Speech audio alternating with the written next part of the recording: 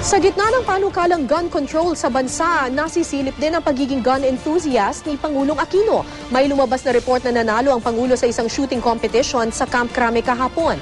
Ayon naman sa palasyo, pangtanggal pagod lang daw ng Pangulo ang target shooting. May report si Teresa Andrada.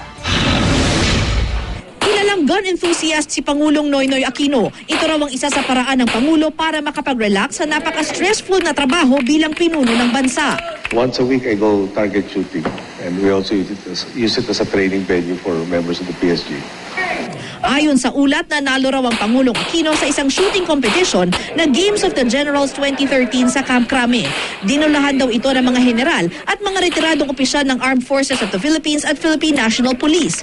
Aminado naman ng Malacanang na minsay sumasali talaga si Aquino sa target shooting competitions. Sabi ng tagapagsalita ng palasyo, stress reliever raw kasi ng Pangulo ang pagpunta sa firing range.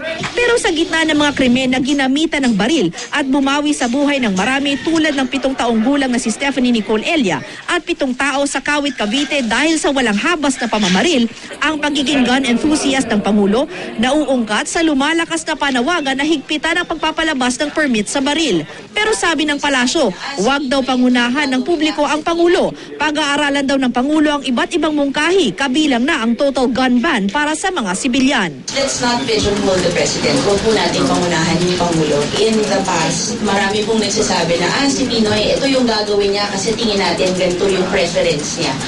But it is, allow me to say that the President has defied perception so many times in the past. Teresa Andrada, GMA News.